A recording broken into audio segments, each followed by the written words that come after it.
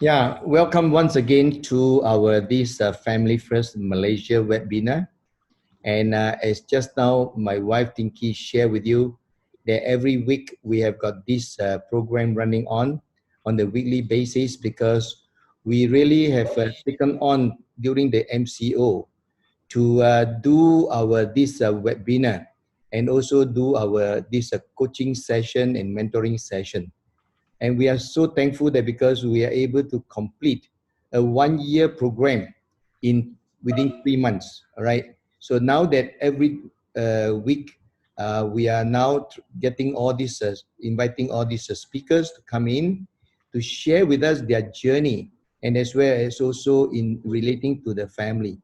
So if you look at the family, I just want to have a very quick sharing with you of what Family First is all about, so that you will know that what we actually that we are doing. All right. So let me just see. I can share the screen from here. Yep. So let me just share very quickly with you. Okay. Wait. Okay. Can you see my slides? Yes. Okay. Double income, double joy. Okay, you can see my slides, right? Yes.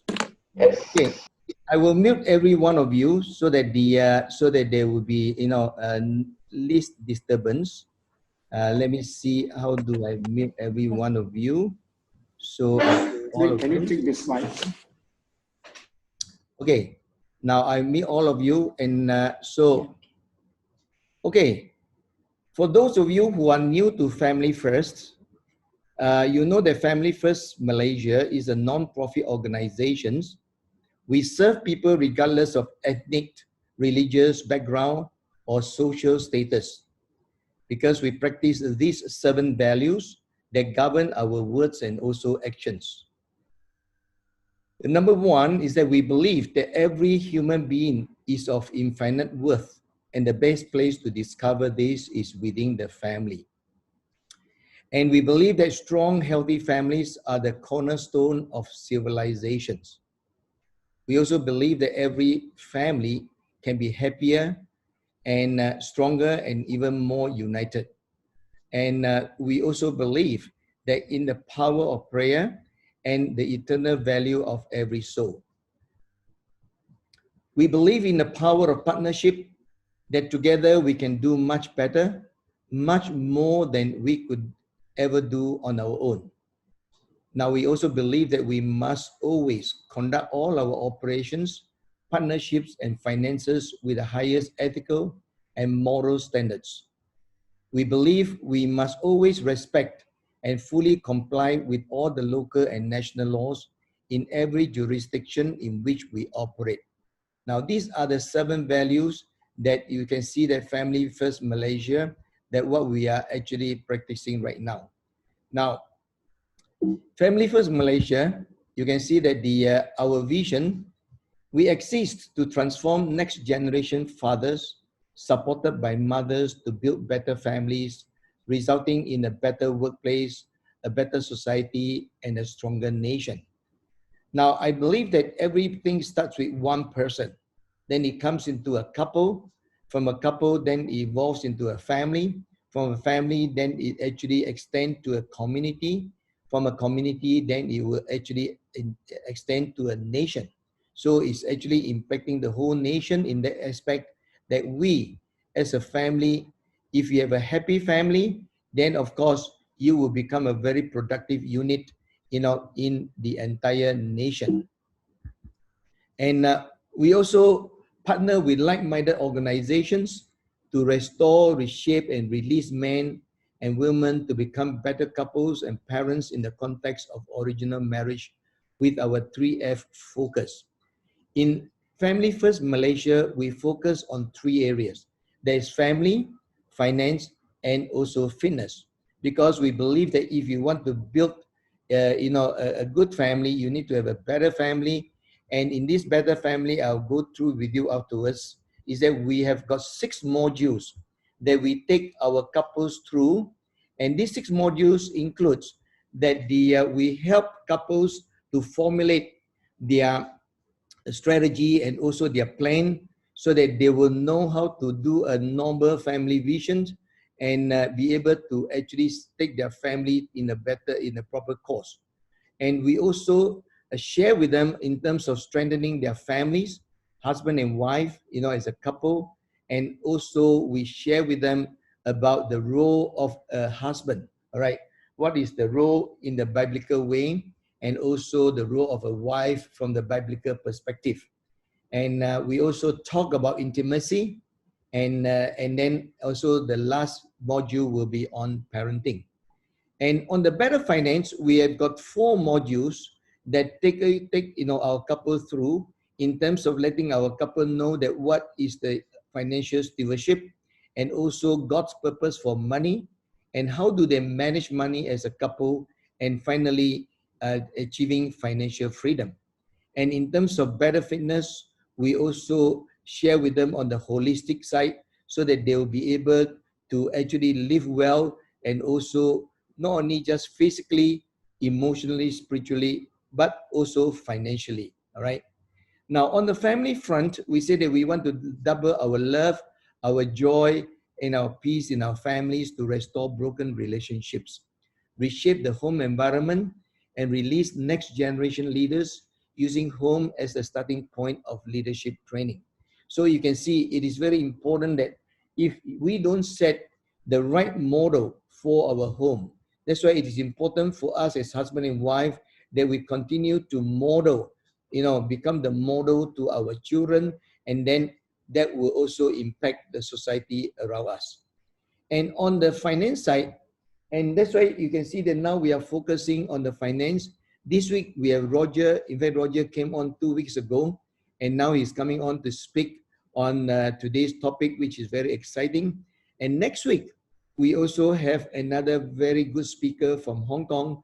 He will share with us how to cope, with money crisis, because Derek Liu is helping a lot of those young professionals in Hong Kong right now how to cope with their money crisis, all right? So important part is that for us to double our income and net profit ethically and also righteously, we value innovation to double our giving. Because when you are able to earn, then you are able to give. And also with our bad debts all settled, so that we are able to achieve oneness, especially with money. As far as money is concerned, then we will be able to actually build a happy family. And of course, that will begin with the fathers and mothers to model better financial stewardship. Now, for those of the couples who have gone through the financial stewardship, and I believe that they will also be able to impart this area to actually other people as well.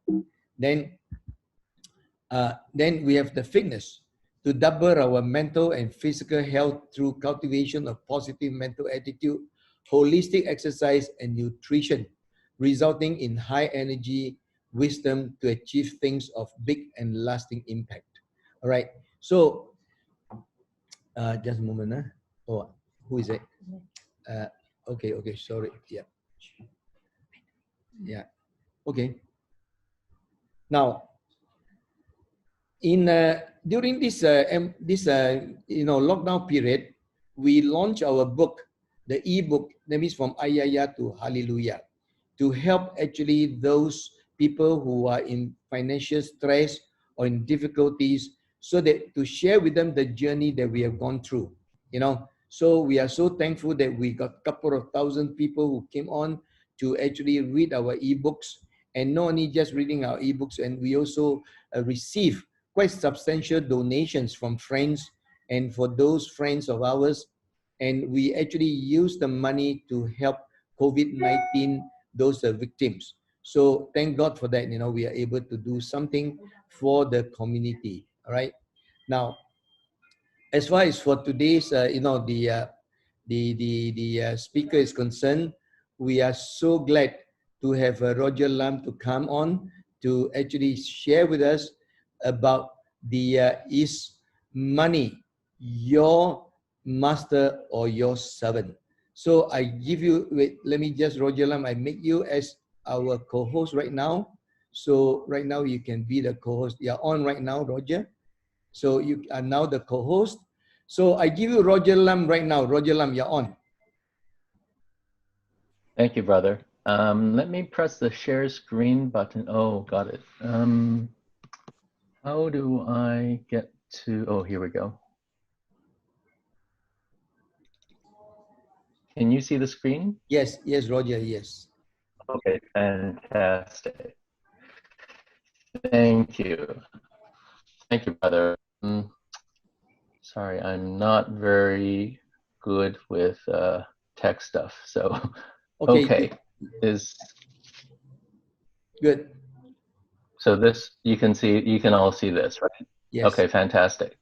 All right. Well, thank you so much, Brother Tek Singh and Sister Tinky, for inviting me back. It's a real privilege to start this journey 6 weeks ago when I shared the first session with Family First Malaysia, and subsequent to that, the Lord has really blessed me in giving me 7 more sharing sessions with Malaysia, so 8 in total over 7 weeks. And so I've done my story over, which spans over 2 books. And with one particular FGB chapter, I was able to, they were gracious enough to give me 4 Wednesdays to tell my story. So there's just so much. I've now realized that to tell it well and to tell it in full, I mean, basically it's close to 4 hours of content. But the problem is, a lot of it has been recorded and it's been posted on the internet and YouTube. So Brother Tek Singh encouraged me to prayerfully consider doing something differently, because it's very easy to watch one of the reruns and get my story. So today, I'm going to do something very different. I have not done a seminar style, really, and partly because I've always felt that I'm an untrained and an ordinary believer, and so I don't, it feels a little bit queasy for me to teach, so to speak. But so today's going to be a totally different format, and I apologize if you don't like it as much as my testimony. But I think this is but in a sense, this is sort of like a guided tour. I'm going to ask a lot of guided questions, and then instead of saying, oh, you should do this, you should do that, it's more like I would just share from my repertoire of a lot of stories. And what I plan to do is to share stories that were in my books, or even some stories that I felt that I wouldn't even dare to put in my book, because I was afraid that people would take it the wrong way. So these stories that you're going to hear today, you would not find it on YouTube. So I give you some assurance that at least it'll be fresh. Okay, so and Brother Tek Singh and I, we together over a few minutes on a phone call, we came up with this title, which we believe would be somewhat provocative, and it would be inducive for more people to listen in. So, is money your master or your servant? So let me first start by prefacing saying that this is not us. I'm not trying to make you feel bad. I'm not trying to make you feel guilty. We're not here to judge or condemn. Basically, we have all fallen short, and we need God's grace and power to become more and more like Jesus every day. So I think I'm happy to make this presentation available, and you can ask Brother Tek Singh for a copy.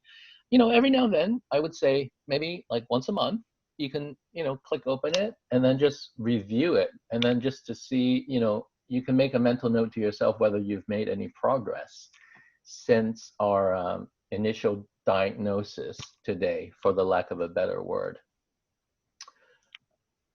So question number 1. So just to prep you, there's 6 questions in total. So hopefully I will not go too far beyond 3 o'clock today and save more time for Q&A. That's the real punchy time. Do you feel you have enough or not?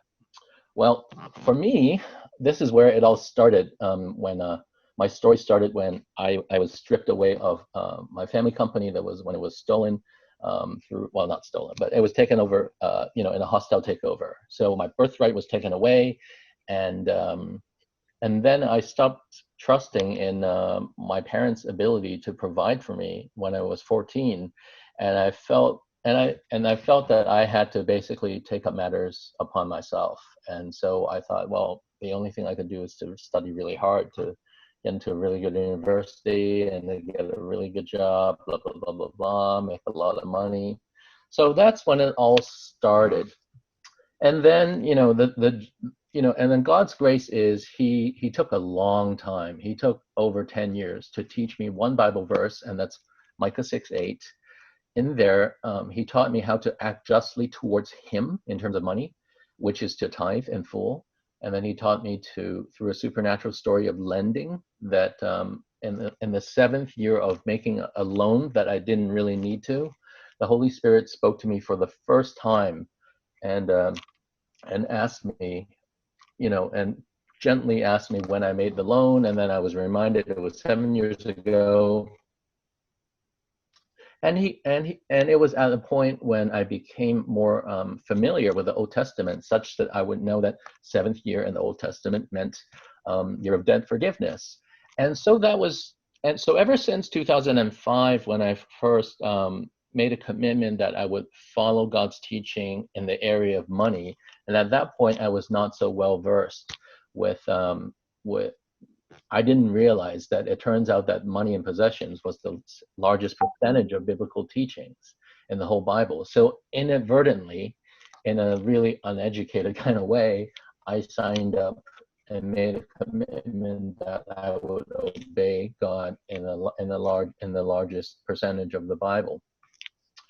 So thereafter, God further trained me to in a model where I had dropping income, increasing expenses. He helped me to overcome the fear of negative cash flow. And then eventually, I believe in hindsight, is to prepare me with no cash flow from paychecks. So last time I shared that my department at CIMB was shut down, and then I decided to write a book first, before looking for a new job, and then in a supernatural story, God told me to sell everything and to make good on a pledge that I made for church premises. So what happened afterwards was basically, I thought that after I write the book, and then God would give me back my salaried life, but it was nothing further than that. He took me on a very supernatural journey to places like, he first took me to China, even before the book was published. And he brought me to 2 mass media ministries in China, and did a interview on Weixin with Gong Zhonghao, and then also with another mass media ministry, and filmed a short video, which has gone all around the world with different language subtitles. But my point is, as I thought I was going to fully trust in Jehovah Jireh, the God who provides, as my source of provision, and even though I had written books on it and all that, I was still sometimes feeling a bit insecure. And I even made the mistake of thinking that this would be the royalties and sales from this would become my source of provision, and not really source of provision, but it would be my source of cash flow.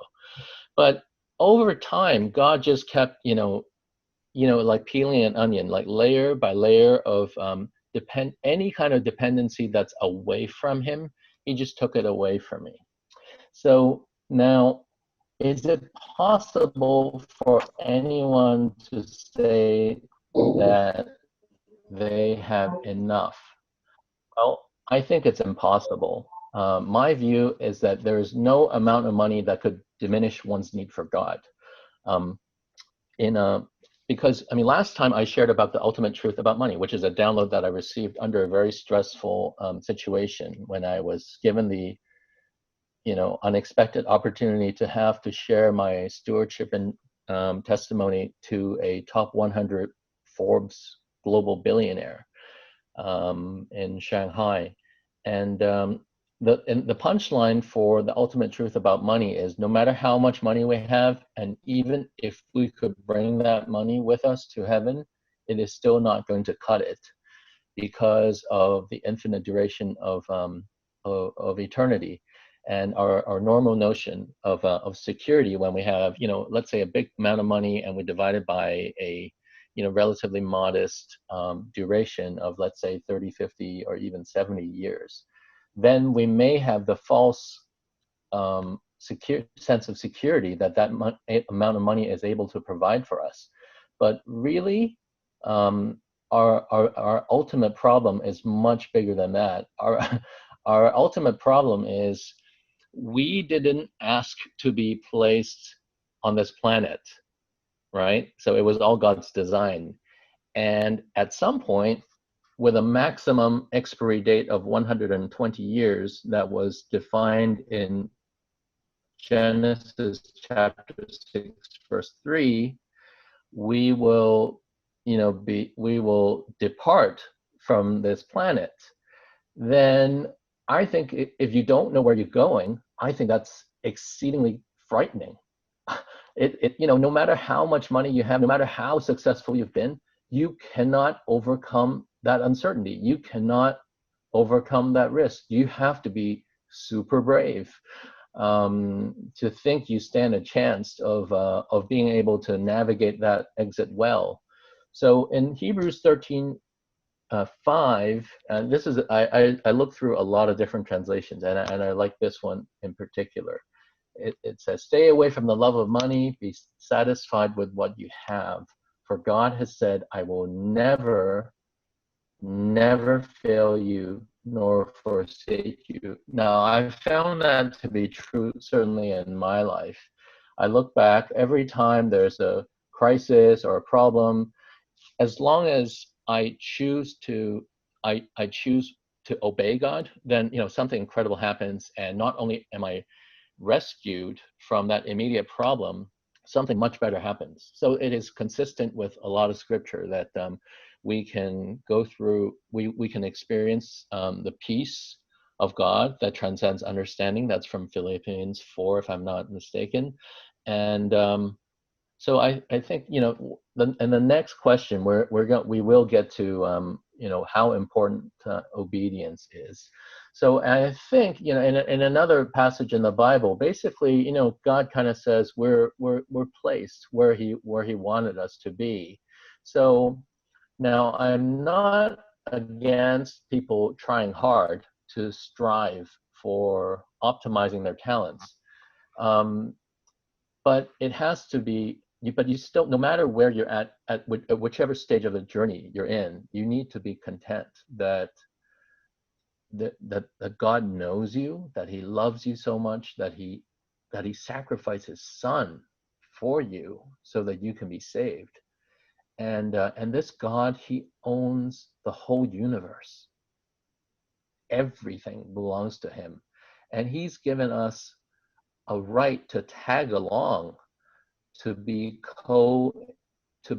co-heirs with Jesus. So if we start to really process that and to really believe in that, then man, this is so incredible. So in the interest of time, let's move on to the next question, which is something we've already talked about in a way. Who do you trust to be your ultimate provider, God or yourself? I've struggled a lot with this. Let alone my childhood and my youth. Even after I was somewhat, justified and sanctified, I was still, sometimes think that I need to invest in a certain way because that's become my only source of income. And I was, blessed with the opportunity to generate some wealth. Certainly not a massive amount of wealth, but enough wealth such that if I earn, a fair percentage, not a crazy percentage of returns on it, then maybe I could, just keep the family going and pay the bills and so on and so forth. But it got to a point where I became so warped. I was still trapped in the one talent servant mentality. I was trying to take the minimum amount of market risk and do minimum risk trades, and just to earn the bare minimum, so that if everything works out, I would just be able to meet the family expenses on a yearly basis. Now, I would still tithe on this amount, whatever that investment amount of income is, even if it falls below run rate. I would still tithe on it. However, it became obvious to me one day recently that if this is the way I continue to operate my family expenses, would I ever be willing to give away that nest egg? The answer is no, because if I give any part of that away, then that means I need to take more risk in order to generate the same amount of returns, just to break even for my own family's expenses. So God taught me on my birthday a couple months ago. You may remember I have a very rigorous quiet time routine, chapter of Old Testament, chapter of New Testament, chapter of Psalms, and a chapter of Proverbs. And on my birthday this year, it happened to be Psalms 23. And this time around, I've read Psalm 23 many, many times. But this time around, when I read Psalm 23, verse 3, it had a massively different impact on me. God promises to make my path straight for his name's sake. Now, this is so important because of all the training, all the experiences, and especially when I blend that in with my then mentality of taking minimal risk. The burden I had in my heart for the poor and those who are suffering in COVID, because I had a very simple conviction, and that is, with all the central banks in the world providing infinite quantitative easing, once there is the hint that this pandemic is going to be over, because so much cash is going to be printed and is being printed, assets are going to go through the roof. And the poor, who already don't have the ability to own assets, they are going to fall even further behind. Imagine that when inflation kicks in, it's going to be so much harder for them to feed themselves. I'm afraid even their rent, however little it is, will become more unaffordable. And there are fewer and fewer menial jobs being available in the economy. So long story short, I changed my mentality completely. Now I can say hand on heart, I am holding the least amount of cash over the last 20 years in my portfolio, and everything is put in assets, in risk assets. And the reason is not because I want to elevate my standard of living, is not because I'm in fear that God will not provide for me, but rather it's I'm investing, I'm taking risk on behalf of the poor. Now, unfortunately, I'm not rich enough to make a big difference, but I believe I can make a small difference. And if God keeps giving me opportunities around the world to tell business people and to tell middle-class people about this, and if so, God blesses me, with his grace and his power, and unveil this deceitfulness of truth and impact and encourage more people to do likewise, then collectively, I believe can make a big difference. So if we look at, came from the story of Abraham and Isaac, when God asked Abraham to go and sacrifice his one and only son. And I'm sure a lot of you are familiar with the story, so we're not going to go into details today, but I highlighted a few words in green. Now you will see that basically I'm just going to read verse 16 to you. The Lord says, because you have obeyed me and have not withheld even your son, your only son, I swear by my own name that I will certainly bless you. And then if you look at the last sentence, again, through your descendants, all the nations of the earth will be blessed, all because you have obeyed me. So I think, I'm no theologian, but if you look at this, this is undisputable, unrefutable linkage. Obedience and blessing. And the purpose of the blessing is to bless all the nations of the earth. So strangely, this is kind of, maybe I'm on the right path of trying to be a blessing to those who cannot help themselves. And one more point I want to talk about, a lot of times we think of, Jehovah Jireh, he's the provider, he's a God who provides. And we just think about money terms. Provision is much, much more than just money. Think about our lives, our health, and the biggest risk that we ever face is where we're going to go after this life. So redemption, salvation, God provided all of that. And just looking at that passage from Genesis 22, when God mentioned that that Abraham was forsake his one and only son, well, that sounds exceedingly similar to what God had already decided to do through his one and only son, Jesus. Certainly well before Abraham came about.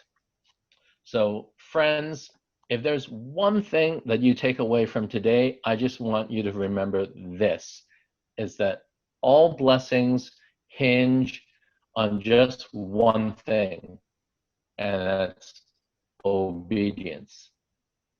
That is, that's also basically the how God prompted me to write my second book, Loose to Find, Change of Control.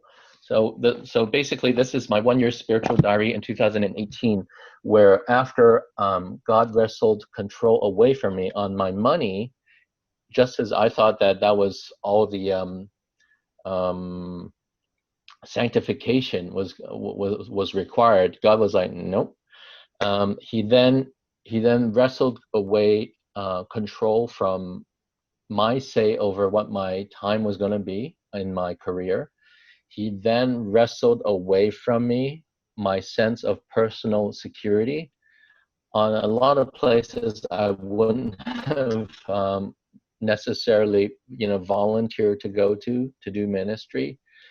And last but not least, he wrestled away from me my control over what I feel is my sense of life purpose is. He took, in a loving way, and he intended good for me and also for the world, to take away all this control from me so that I will have total surrender to him in all those areas, such that I will become fully obedient, and that I can basically, so that whenever he puts something on my plate, I will have the bandwidth and the time and the desire to entertain any small and obscure speaking engagement. He has certainly given me a humble heart to not mind any small beginnings. And just looking back, I can see it, kind of like building.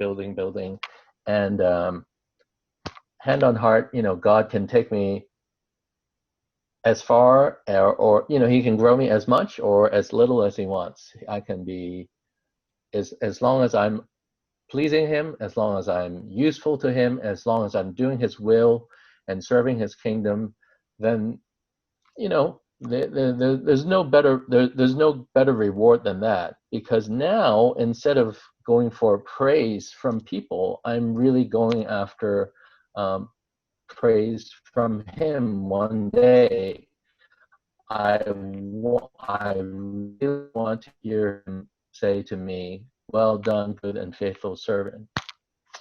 So let's keep moving along. Easy or difficult do you find giving to others? Now, in the last session, I talked about that, you know, 7-year learning journey about the zero interest loan, and then after 2 years, that brother defaulted on it, and I kept seeing him every Sunday at church. And then, you know, on the 7th year, you know, all of a sudden, I hear from the Holy Spirit audibly for the first time ever, and he basically asked me whether I was willing to obey and to observe the year of debt forgiveness. Now there's another giving story I like to share with you. It's in my book, but I almost never talk about it because a media expert said, well, you know, there are too many loose stories. It doesn't fit into the storyline. But I'll take this opportunity to go over to share it with you. 2016, there was a very, very severe fire in Hong Kong in a mini storage facility. And the blaze was so bad. On the first day of the fire, when it broke out, a young fireman passed away. He was around 30 years old, and he left behind a widow and a young child. And I felt really, really moved, and felt that I really wanted to do something to help his family. So even before his widow's bank account information became available on social media, I was going around everywhere trying to find it, so on and so forth. And when it finally became available, I was, you know, adamant that I was gonna, you know, give to them. So I also contacted my mom, my parents, and my sister, see if they wanted to chip in. So my mom and my sister, they agreed to help this fireman's widow and child. They both agreed on a same amount. So I decided that, okay, I'm going to add a bit more on top of that and make it a nice round number. So immediately I, you know, sent that off, made that transfer, and then I felt good. You know, I felt that I helped them a little bit. The next day, another fireman passed away from that blaze, which kept going on for a while. And then I was thinking, well, what should I do about this fireman? He also left behind a widow and a child. Now, I'm a little bit ashamed to admit that I didn't feel as moved by this particular fireman, but then I thought, well, you know, that's not right. I go through the same motion, and I asked my parents and my sister again. My mom continued to chip in the same amount. She agreed the day before. My sister didn't say anything, but I definitely don't blame her for it. And then I got the donor information, their account information, and I was standing in front of the ATM machine. Now, however much I keyed in, I thought to myself, only I would know, and only God would know, ever, right? But then, even though I didn't feel as moved by the second instance, somehow God told me to give the same, you know, topped up amount, so that same nice round figure. And because there was one fewer contribution, so I ended up actually giving even more to this second fireman's widow and child. So, and then I was also thinking, well, what if there's a third, fourth, fifth fireman? What am I going to keep? Am I going to keep giving the same amount to them? But you know, thankfully, you know, that was the stop of the death toll from this tragedy, and from that point onwards, that nice round nice round figure became my unit of donations to any situation that I felt moved, um, and and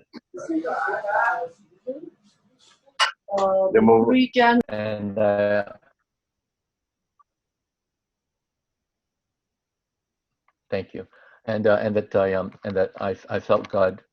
So my rule of thumb is if I see something, even if it's on the newspaper, and I don't know them, they could be a believer, they may not be, but what tends to move me the most to tears is seeing the breadwinner at a grassroots family pass away, and then I would ask God, do you want me to help? And most of the time he tells me yes, and then I would try to find a way to donate for that family.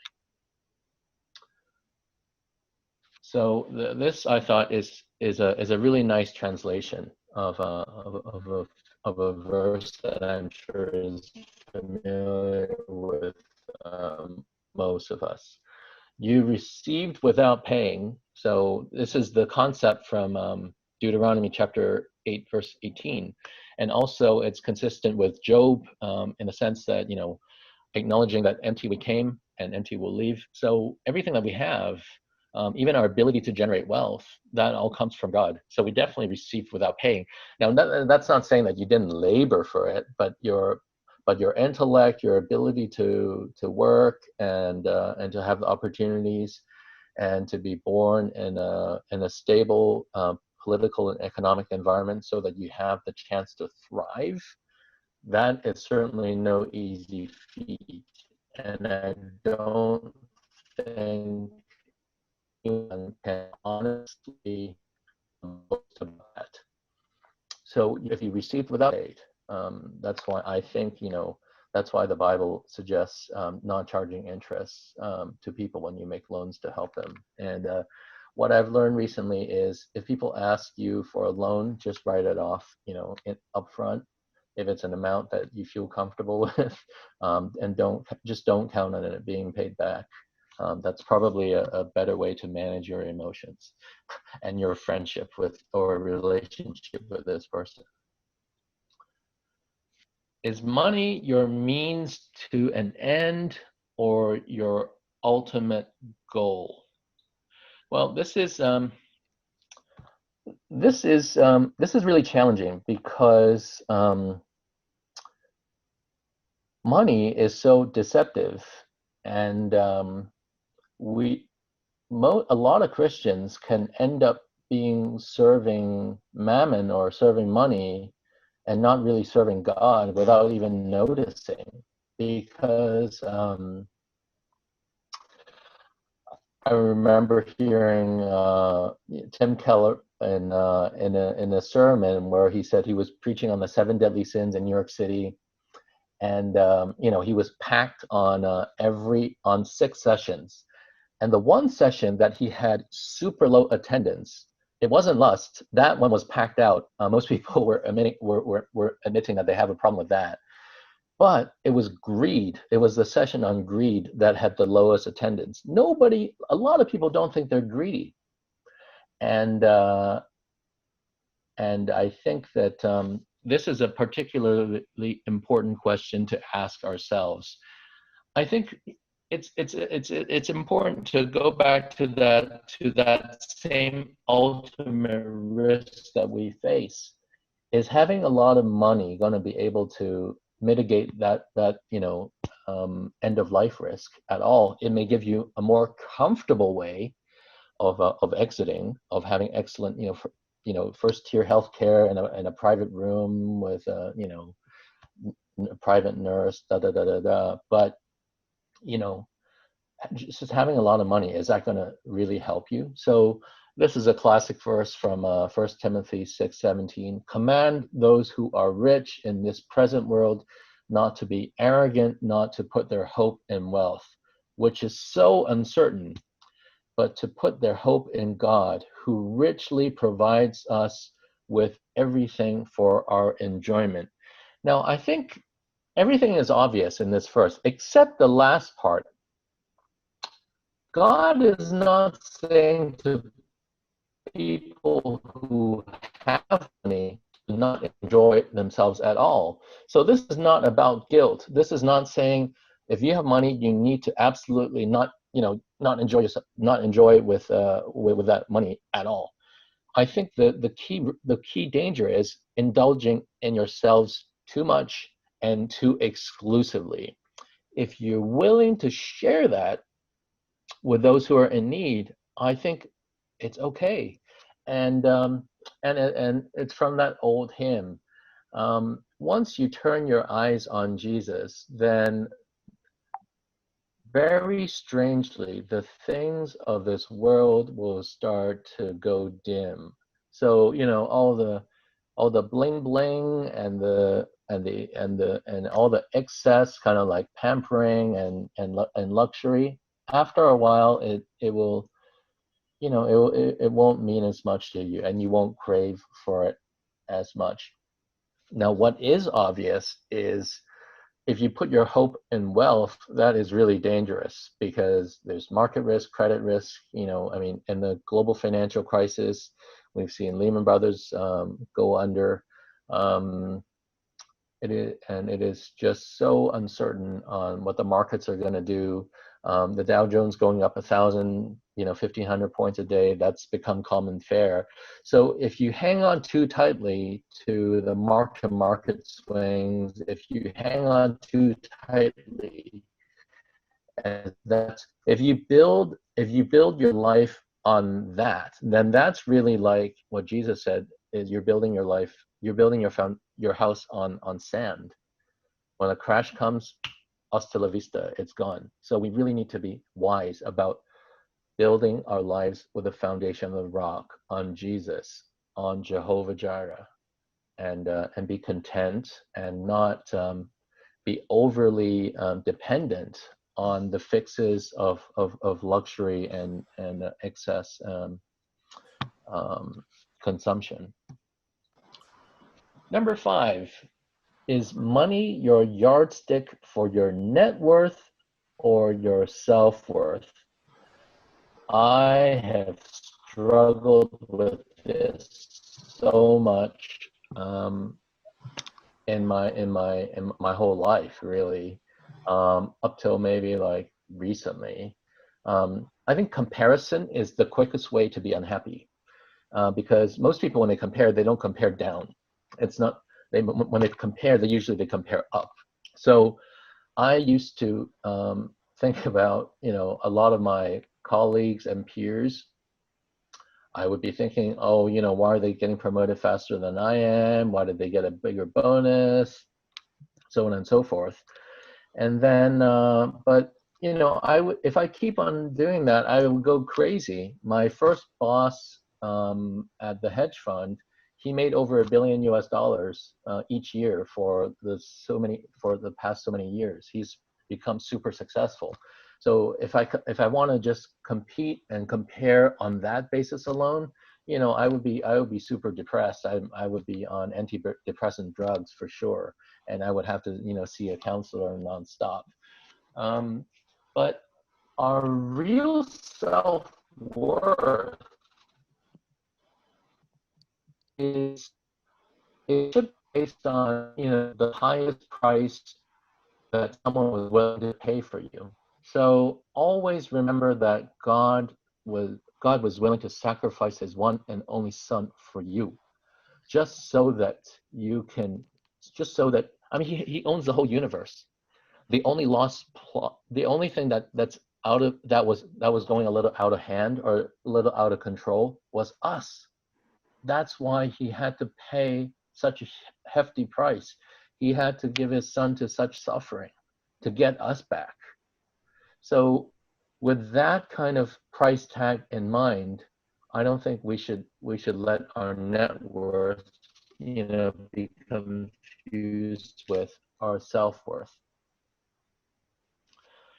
Again, it goes back to First Timothy, just a few verses earlier. For the love of money is a root of all the evils. Because of this craving, some people have wandered away from the faith and pierced themselves to the heart with many pains. Now, notice that the verse is not saying money is a root of all the evils. It is the love of money that is the root of all the evils.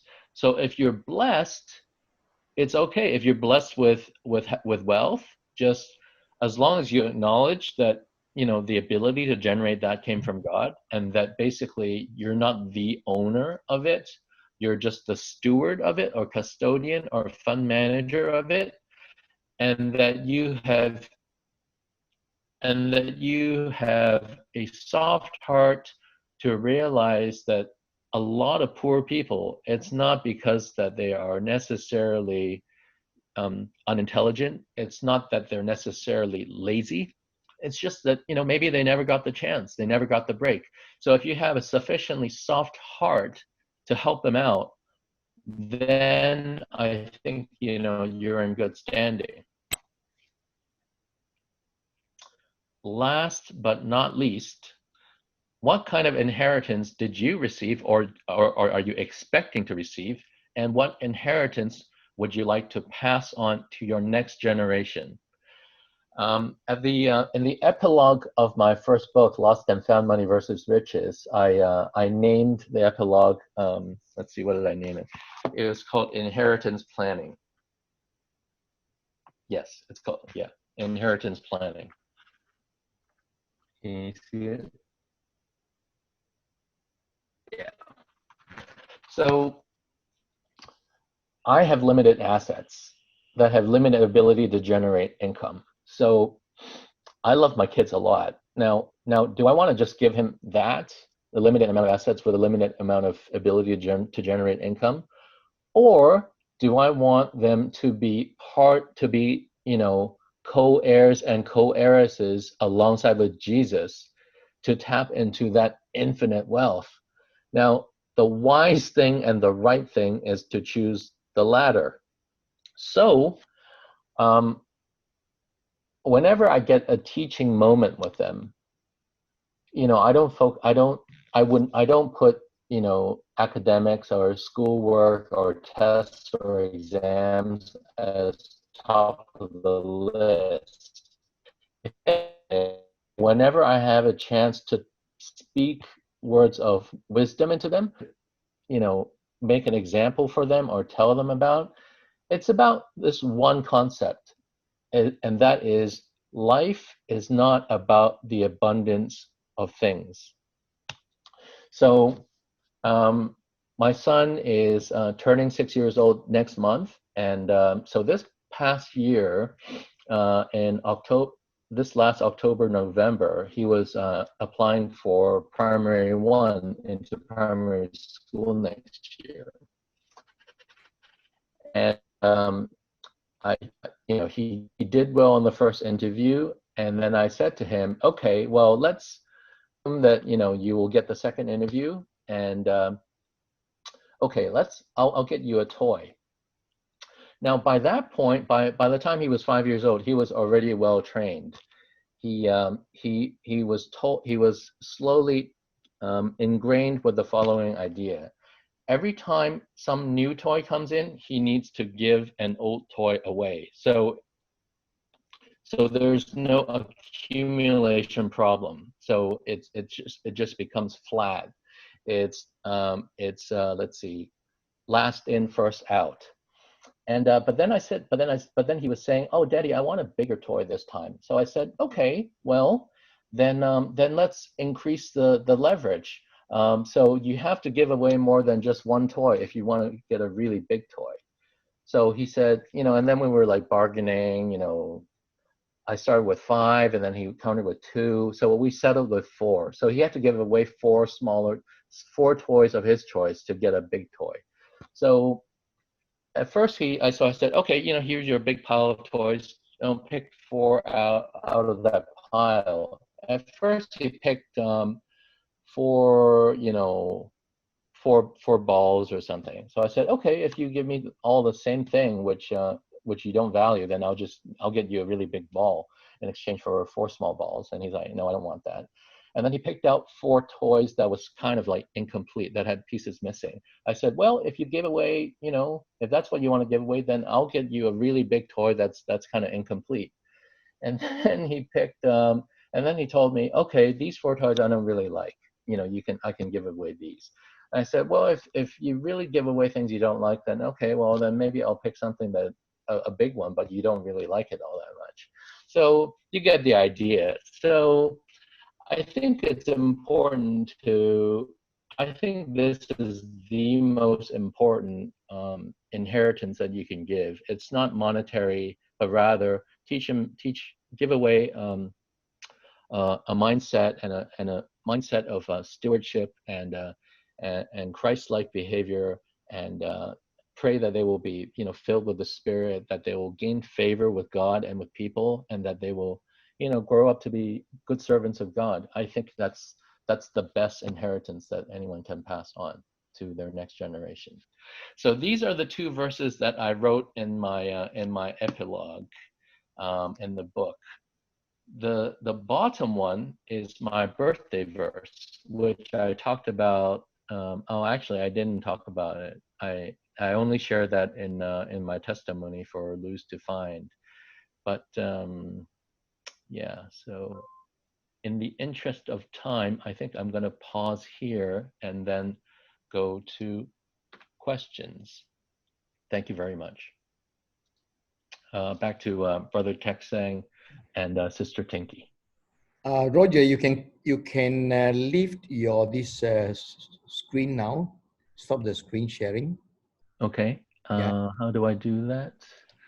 You can see that. Go to the top there. You can see that. Yeah. Okay. Good. Yeah. Okay, Thanks, Roger. done, right? Yeah. Thanks, Roger. Because your voice was a little bit, lacking, and so yeah, because you did not use earphone, I think. So Oh, anyway, sorry about that. yeah, it's okay. Now, I have got some question here for you, Roger. Let me just go to the question here. So we have this Linda, Dr. Linda was asking this question: how do I know I don't have enough money? How do I know I don't have enough money? Well, nobody has enough money. I think that's even I mean, I think the classic line from Mr. Rockefeller, when someone asked him how much it took him to feel rich, he said, $1 more. So I think and I'm not trying to be cute here, but honestly, I mean, if there is no concept of enough, because money is so fragile, and it also depends on at what velocity you're spending that money, and whether you're able to replenish that with investment income or whatever.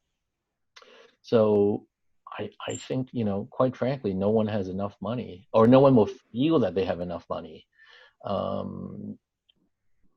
It's all relative poverty, because once you start to compare up, then no one will feel rich. But then obviously there is absolute poverty line. Our respective governments, I'm sure will have guidance on what's deemed to be for you to fall under the grassroots level. But I mean, I think it's far easier to know that when you're really poor, when you really don't have enough. But to have a square meal on the table, and to be able to pay for your basic utilities and rent and public transportation. But but if you're above that, then I don't think anyone will really feel that they really do have enough money. Thank you. Okay, I think that during this pandemic lockdown, it actually make all of us feel so rich, because we suddenly realize that we have we don't need so much of money to spend. We only need just a limited amount for our food, and that's it for a day. And then in the end, we realize that we actually have a lot more money, than what we thought to be, right? So I think that to feel that when we do not have enough money, I think that the depending on whether you are contented with what you have, otherwise you will continue to feel that you don't have enough money. Fully So agree. yeah. Then the thing is that the next question that the same Linda was asking, people say cash is king, but today you suggested to actually beat inflation by buying assets. So will you elaborate? Okay, first, that's a great question. So first of all, I need to caveat saying that I'm not a financial advisor, I'm not licensed, and I'm not, steering you to do any financial investments in anything. So you please consult with your own licensed financial advisor before you take any action. So my basic premise, the basic thought is actually very simple. Central banks are now printing money at record speed just to prop everything up. So take the US government, for example. They are basically not willing to allow, the stock market to go down very much. It comes at a price to keep pumping the stock market with steroids. It is basically borrowing from the economy's future wealth. When you print so much money and when you borrow so much money, at some point, actually, we may have already passed that point, they won't be able to repay that money. So if at some point, people lose confidence in any particular government to keep up with the ability to roll their debt, then that could be a big collapse. Yes. Now, because money is printed faster than toilet paper now, Yes.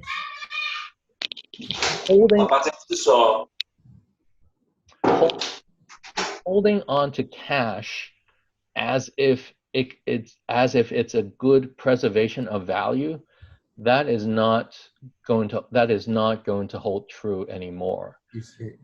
With so much cheap money being infiltrated into the system, rightly or wrongly, a lot of them will be going into higher return assets.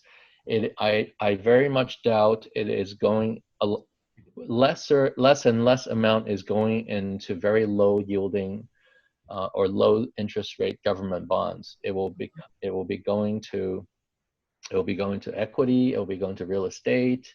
It could be going to private equity. It could be going into precious metals or commodities. Just because the opportunity cost for this of not holding this cash is basically nothing now.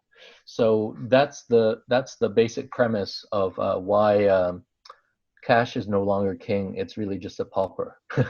Yes, that's right. I agree with you. There's another question for you. I have a rich relative.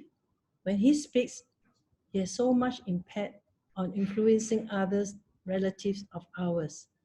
Of course, relationship also count as well. But my impression is that when one was rich, he will be able to influence others more. What is your thought on this? Sorry, could you repeat the first part? What was it? A benevolent? This person was saying that I have a rich relative. When he speaks, he got so much impact on influencing others. He said because maybe it could be relationship. Yeah.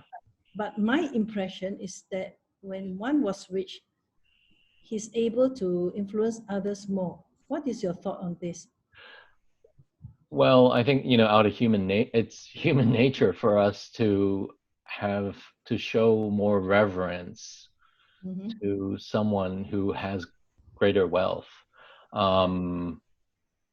Now, I think it's only showing reverence is okay, but I think, once you kind of like cross the line into preferential treatment, especially for brothers and sisters in church, that's crossing the line.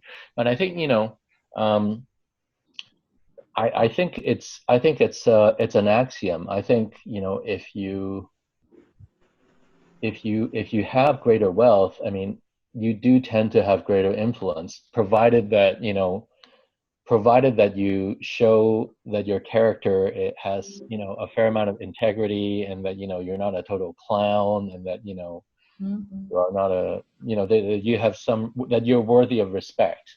That's If right. all those things, you know, are there together with the wealth, then yeah, I think it is That's it is right. human nature for that person to have greater influence. Mm. However, and this is a line from the movie Spider-Man. This is from Peter Parker's uncle. He said to Spider-Man, "With great power comes great responsibility." So, you know, with this greater wealth, you will inevitably have greater influence. Mm. But you know, Yes. I'm not sure what the context is. You know, whether this person was Mhm. influencing others benevolently, or whether it's more in a manipulative kind of way. Yeah, yeah, that's right. I think most important, uh, of course, people say that you got money, you can do better influence, but must do it in the right way. To, Absolutely. yeah, impacting in a way that is a blessing, Hmm. not to cause harm and pain to people, right? Correct. Okay, another question from the floor asking you this question. Roger, you mentioned that obedience brings blessing. Hmm. Can you share an incident God impressed to forego a lucrative deal and lost out on the potential profit? And how do you navigate through the process to walk away from the deal? So, Wow. so how did God bless you in return? Wow. Okay. In the interest of time, Mhm. I, Yeah. I can only direct you to this Yes. book. Mhm. So, okay, Yep. let me try to give a 2-minute answer to this. I sold everything in February 2018 out of obedience to the voice of God, and also to the supernatural revealing of the exact same word in, you know, in the Bible that day within an hour. I sold everything, and I made good on my promise to the Lord on giving half of the profits above a certain share price. I made good on my promise to give that to church for premises. And then I focused on, you know, writing the book and being a, and sharing my testimony, that I didn't look for a job for a while. And then when I was given the platform and the opportunity at my first, you know, quote unquote, big time speaking engagement at the Celebration of Generosity in April 2018, I had, you know, after I delivered my, you know, 55-minute testimony, I came off stage, and then I was shocked with an unexpected opportunity. The lady who sat next to me, she said, "Well, you mentioned on a no names basis the stock that you sold for, you know, that was your biggest investment, and that you gave that profit, you shared that with your church. Now, is that company such and such listed in the U.S.?" I was like, "Yes." "How did you know?" And then she said, "Well, I wasn't planning on, you know, talking about business here, because," but she said, "3 days earlier, I just got a mandate for an Israeli chip company. It's doing a Series D round, and a Chinese internet giant just, you know, wanted to take the whole round, but, you know, for a whole host of reasons, they were not allowed to. So she's got the mandate to basically sell the remaining portion of it." And she said to me, "This company, it's going to dethrone the one that you had just sold for the purpose of church premises." So just as I thought that was, you know, a sacrifice, it turned out I thought this was a big opportunity. So long story short, within a few hours, I heard another voice from God, but this time it was in a very different tone. I had never ever heard God say to me in such a stern and frightful tone. He said, "Do not do this. Do not do this." Um, so even though I went to Israel to do the due diligence trip and all that, I ended up choosing to obey and not invest. I have not kept in touch with the company. I still see the CEO's messages pop up in LinkedIn every now and then. But so I don't know whether in the end that was God was trying to. I don't know the reason why God told me not to, but I just chose to obey. I hope that's the kind of answer you're looking for. Yes, that's right. Okay. There's another question that they say, I think this is quite straightforward, but anyway, I just give you this question. When you bless God's people, do you expect to be blessed back? Okay, well, that's not the motivation, and that's not the motivation, but that tends to be what happens. That's how God has wired it. So, do you tamper with it and be like, okay, let me just go and deliberately and purposefully go and bless as many of God's people as possible, such that He will repay me and reward me in multiples of return. Well, what I would say is, if you take into account the ultimate truth about money, and that is no matter how much you have, even if you could bring it with you beyond the grave and carry it with you to heaven, it's still not going to cut it. So, first of all, I mean, the way that God rewards you, it's up to Him. I mean, He's the owner. He can reward you now. He can reward you a year later, or He can reward you 100 years later when you're with Him. So just do good, I think, and know that you've served the Lord. I mean, what a privilege to be able to serve the supreme royalty of the whole universe. I think that's a reward in itself. Thank you. Yep, I agree with you. This one is a statement. This person is giving the insight of just now talking about, you know, about the wealth. People who are wealthy. So, what's the insight outcome this person or influence? So, this is a statement. I think it's just a sharing by this person, which I think is good to share with you all. This particular person say humans tend to give reverence to people with wealth and status, when Mm-hmm. rightfully we should give reverence to the people who have integrity. Respect is to be earned, which is very Mm-hmm. true. Thank you for the insight. And I have another one asking you about situation right now. Mm-hmm. Roger, do you think that this pandemic and the accompanying financial turbulence is a forerunner of more such events in future? If so, should we as Christians participate in financial markets?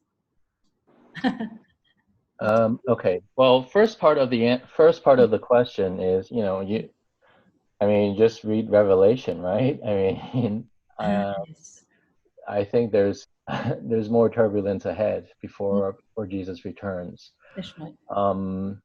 But I think that now this kind of ties in with what I just said. There are still a lot of unreached people groups that need to hear the gospel.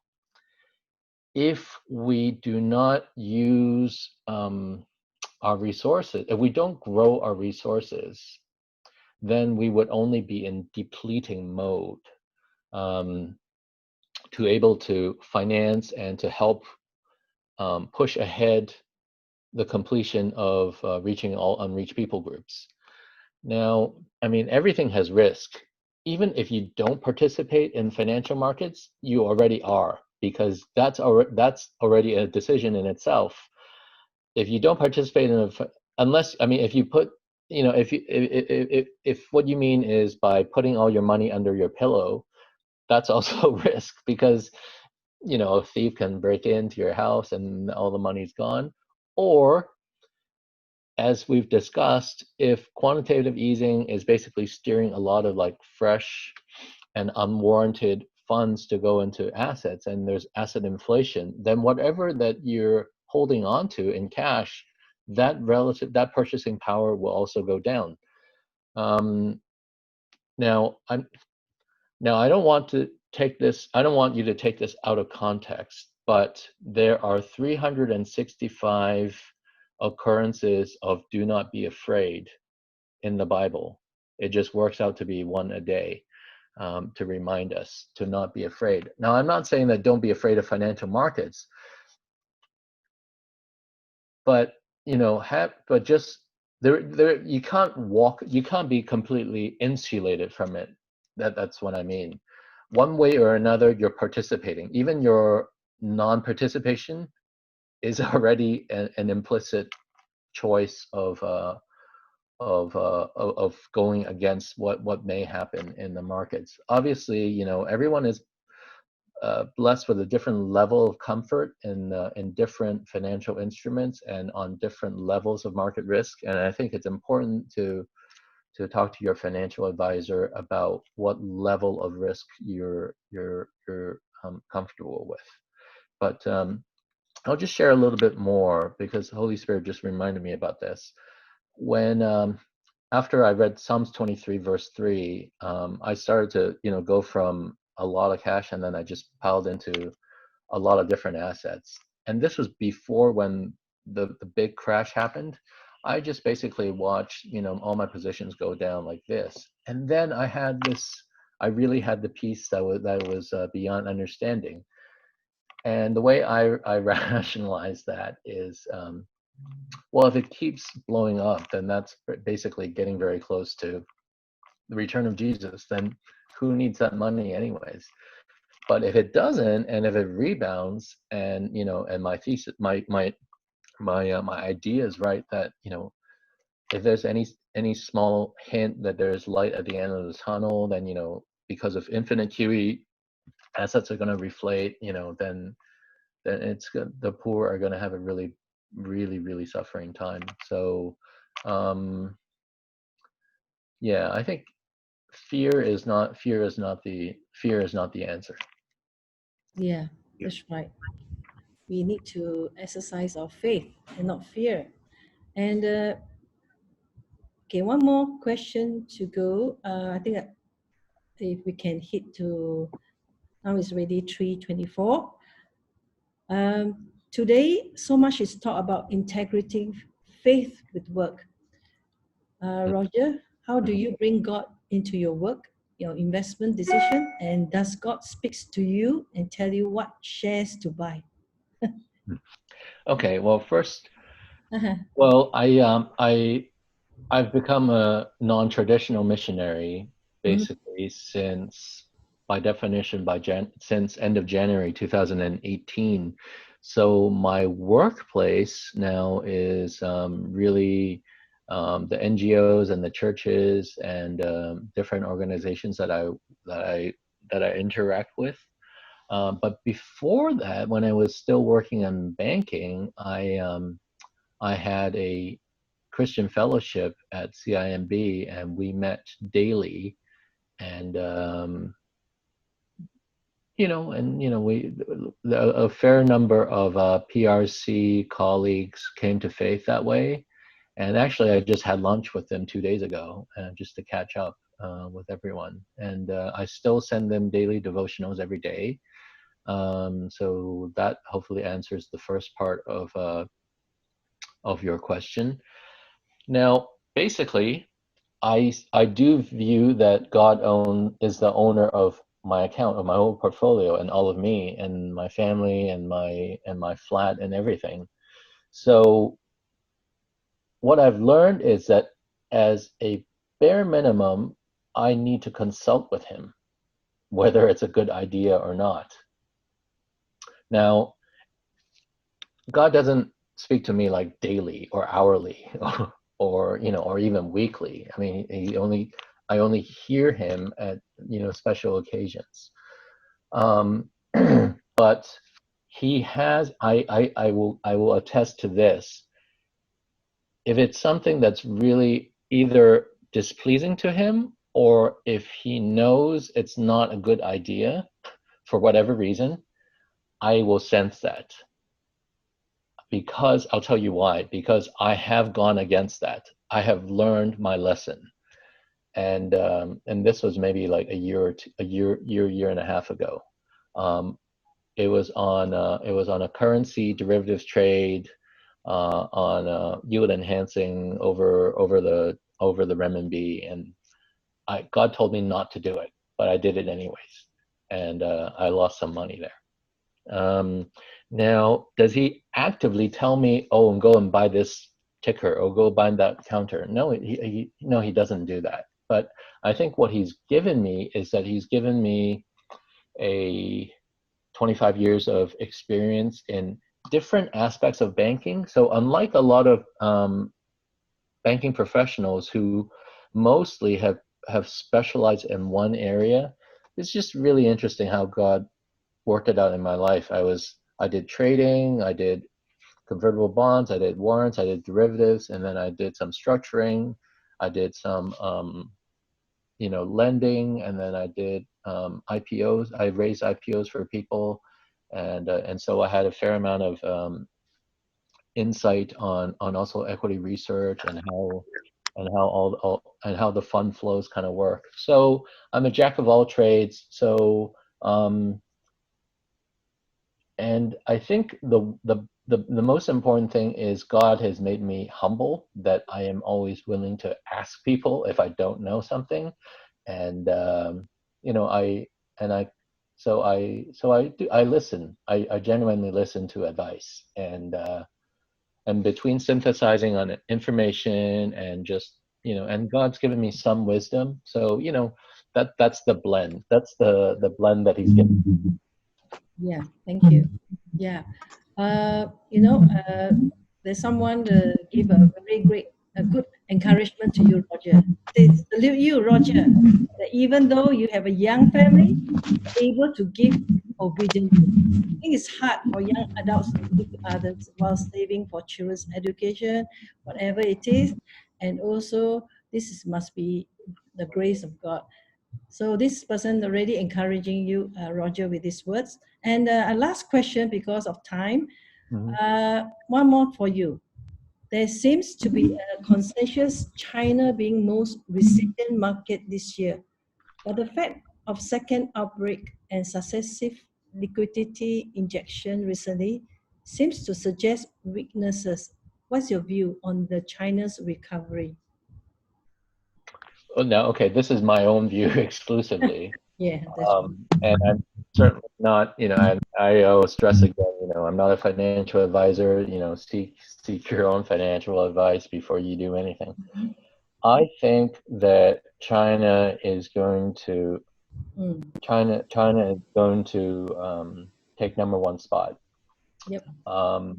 I've invested in a lot of US stock in the past, and as a matter of fact, the one that I sold that generated the most profit that I shared, the proceeds, the profits with my church, is a US stock. But basically, now for a long time, God told me to be still, and so I didn't dabble in the stock market. But once I got the notion that I should invest, on behalf of the poor, then I only chose to invest in Hong Kong and China listed stocks, and partly because I genuinely believe and I have good reason to believe that the amount of institutional capital that is the weighting of China exposure is way too low compared to where China actually is as a representation of the whole world economy.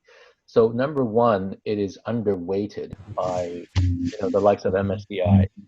So there's bound to be room for reweighting. Number two, I genuinely, just looking at recent events and everything, I genuinely believe that China is in a much better place going forward than say the United States.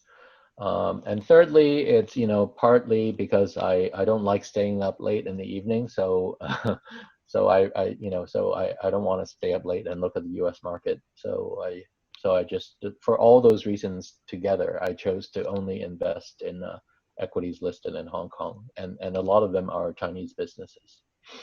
Thank you.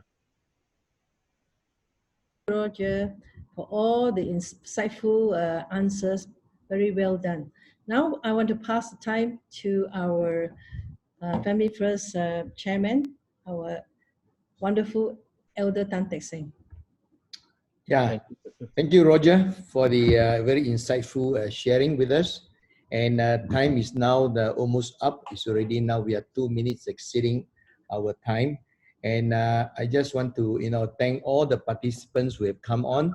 But before we go off, can we just have a group picture? Just, all of you just come on to the screen. And and then put your thumbs up, that we can actually have a picture of you. Just put a thumbs up. Okay, first picture, all right. And second one, that we can go and see the second one. Yes, yeah. Second one, thumbs up also. Thumbs up. Yeah. Good. I think we have yeah. So yeah, thanks, Chansun. Chansun, thank you so much. And so we want to close this with a word of prayer. And we really want to thank God that week after week, we can actually have people come on to share with us. So next week, well, let me just put on the screen for this next week, the speakers, all right? So that you will know who the speaker is. And then we can sort of, just let me put the speaker on. Yeah, okay. Let me put the speaker on, okay. Now, we have just a moment. Wait. Okay. Okay, let me share the screen.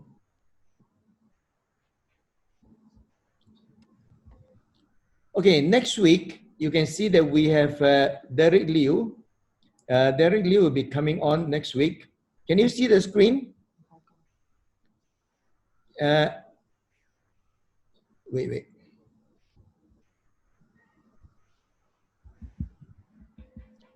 Just a moment. Let me just get out. Stop the share first. Okay. Let me share again. Sorry.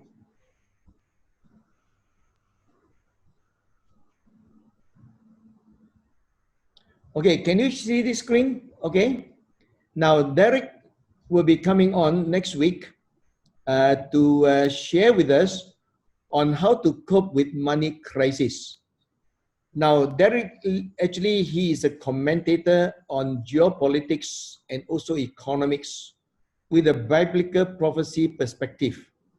And he used to work with a bank investment banker and serve in several senior executive positions in also multinational conglomerates. And actually, he told me he retired very young, and I suppose he made tons of money. And so he retired young, and then now he's actually spending very much of his time to actually mentor young people, young professionals, how to actually manage, their finances. All right. So he'll be coming on to talk about how to cope with money crisis. And so do tune in and just come and also join us next week. All right. Okay. So let me just close with a word of prayer. Father, I just want to thank you for today.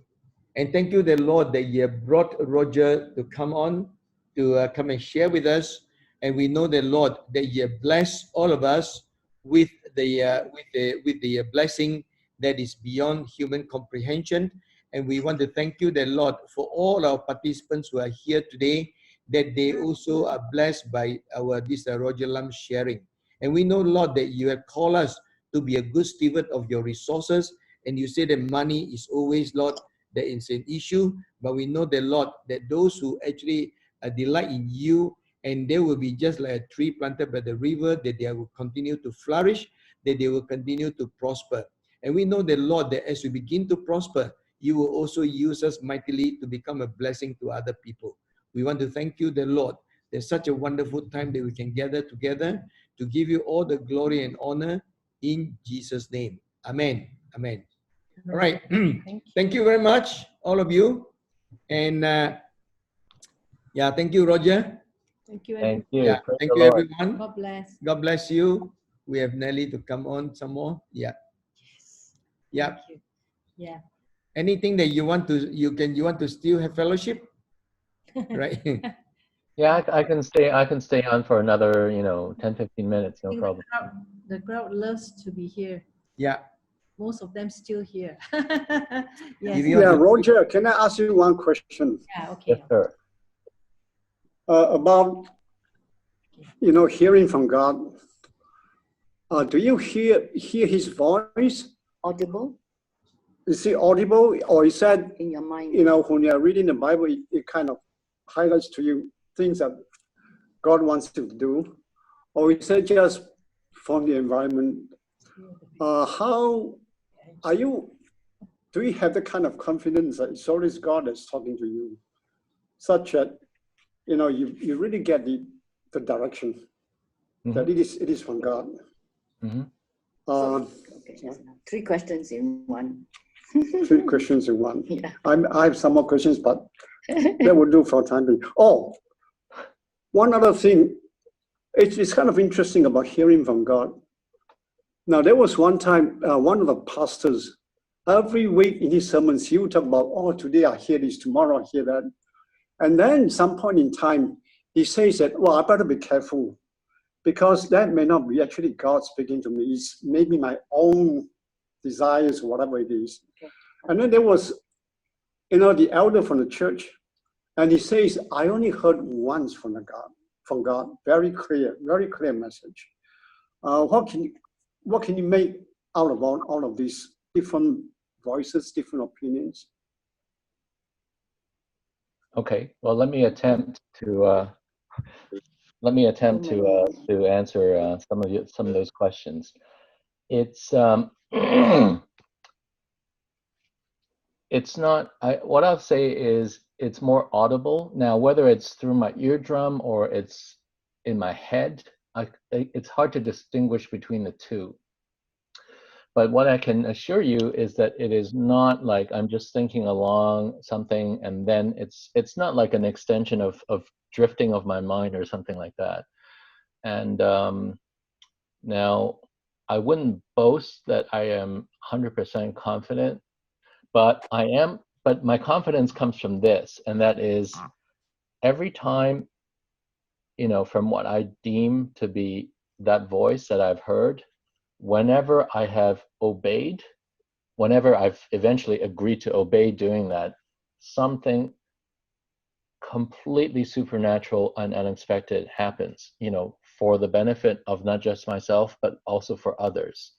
Now, if that weren't the case, then it's somewhat worthless. But this has happened so many times that, and it's actually on the increase. I wouldn't, I'm not like that preacher where, I would say today, yesterday. I don't necessarily hear him every day, but just the level of coincidences is just, on the exponential increase, and things like that just don't happen by chance. And so that's also where my increasing sense of confidence is coming from. And I also know that my alignment with God is improving.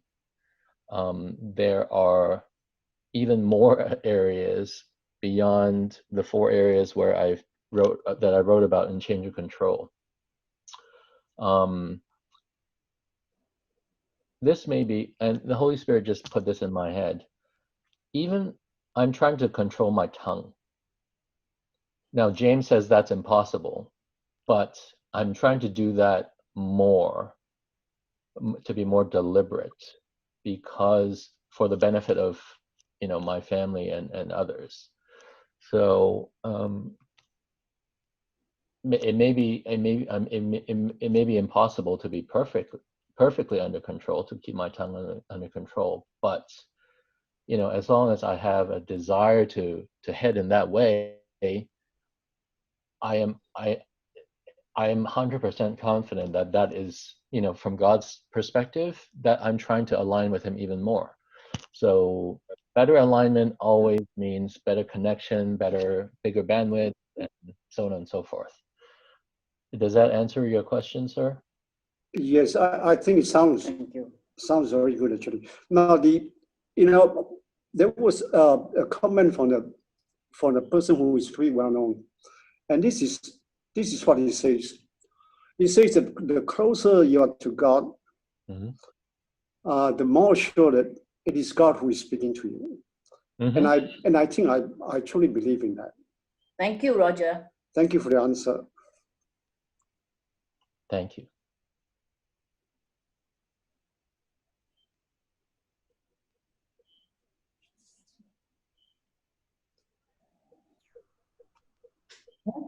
Just to follow up on what that question Roger mentioned, I guess our God is so creative and manifold. And with that, so His so-called speaking to us is never boring or routine on a single way or a single mode. Sometimes it's just audible, sometimes it's through reading the Bible, something is when you go for a prayer walk, sometimes it's through even chatting with someone. It's, you know, something just spoke and that you actually had it. So those are confirmation. And in that sense of the word, I guess that at the end of the day, when we say God spoke or speak to you, me, and others, always is to glorify Himself and not to you or even to the group or whatever. Because I think God wants to prevent us to set up our own, what we call it, ivory tower, or the Babel Tower.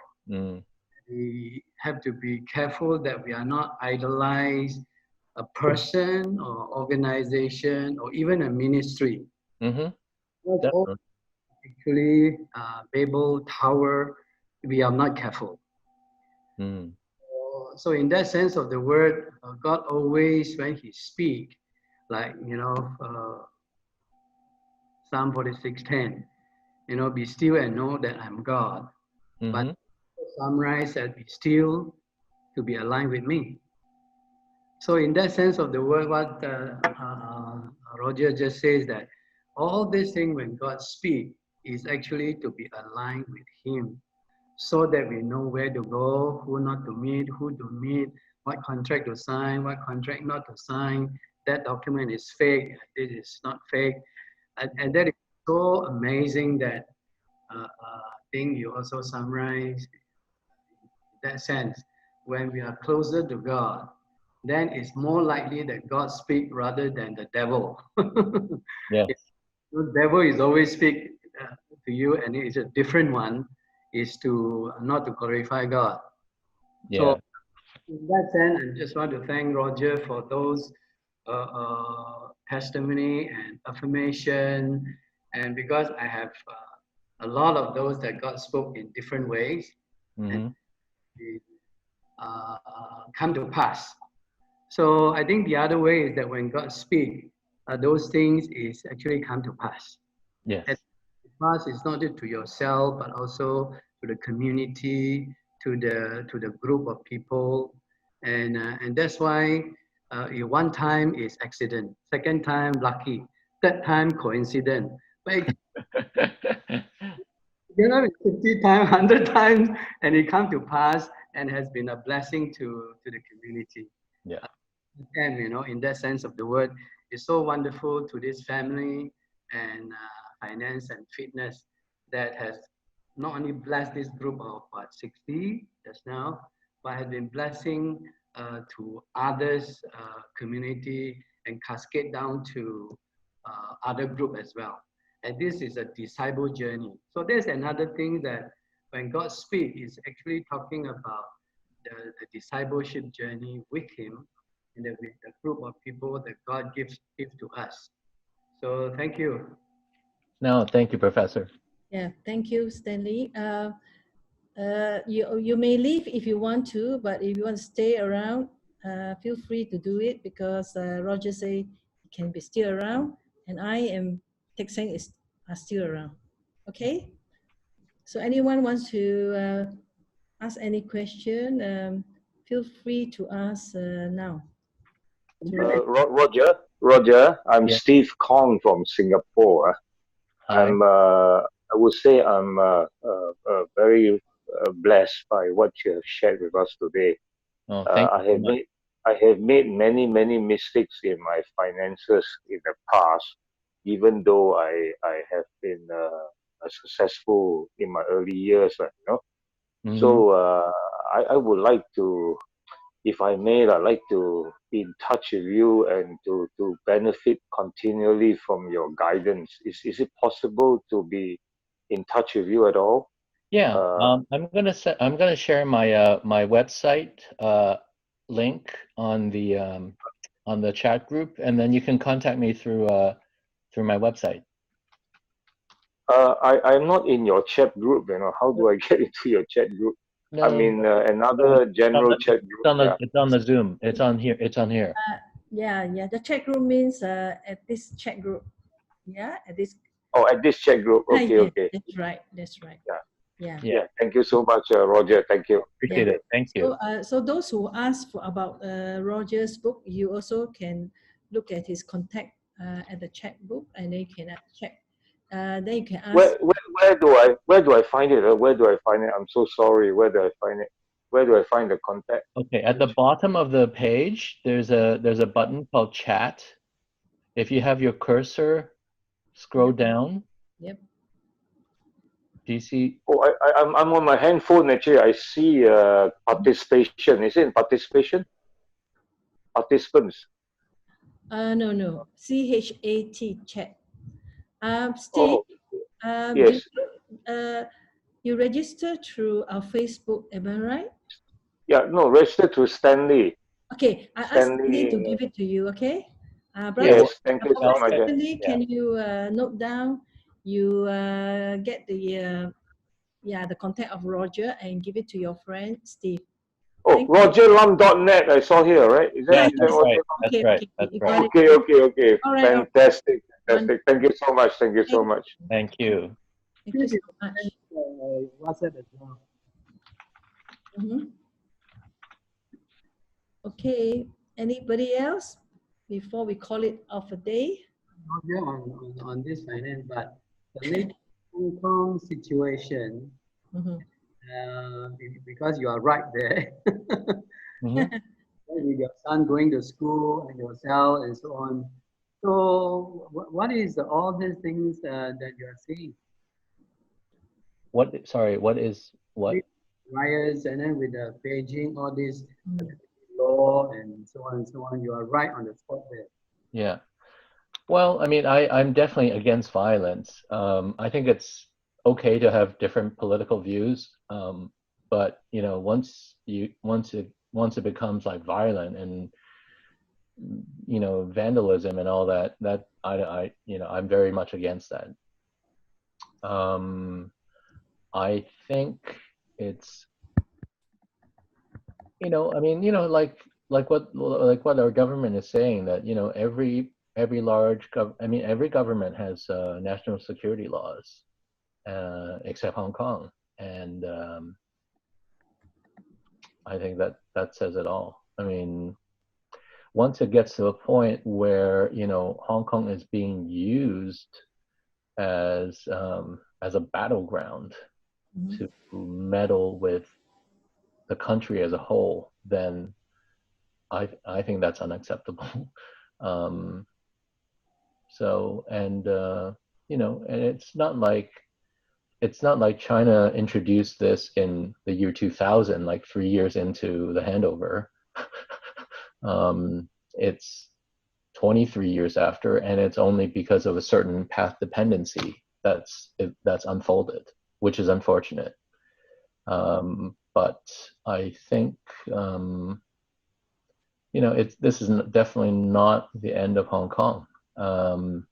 What is clear is that it's in a way, in the short to medium term, its importance as a capital market for a lot of major Chinese corporations that were previously listed in the US.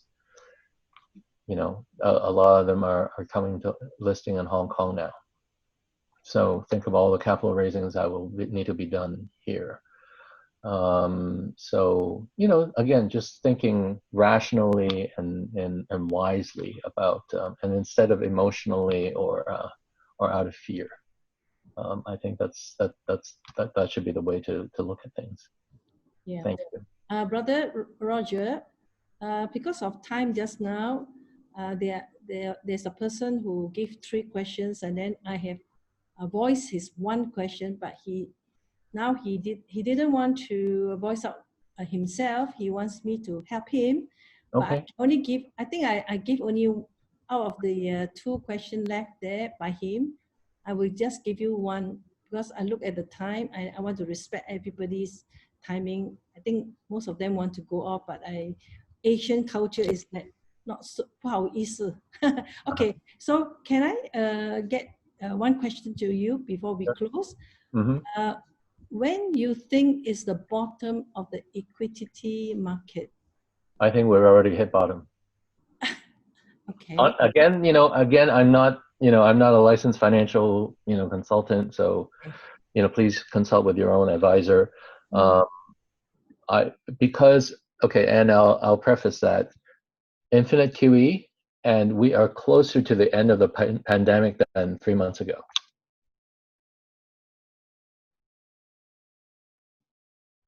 That's, yeah, well, That's my humble view. Yeah, but whatever it is, we are blessed. We have the Lord. Yes. Yeah. Okay, friends. Looks like we are hitting to 4 p.m. Malaysia and Hong Kong time. We thank you for Brother Roger graciously stay for another half an hour with us.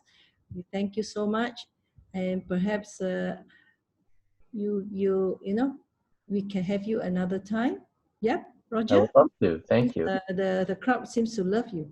Still staying on. If not, I'm ringing the bell. Right. Be strong in the Lord. Okay. Bye-bye. Bye-bye. Thank you. Thank you. God Thank you. bless. God bless you. Thanks, Thanks, Roger. Thank you. Thanks. Bye-bye. Thank you.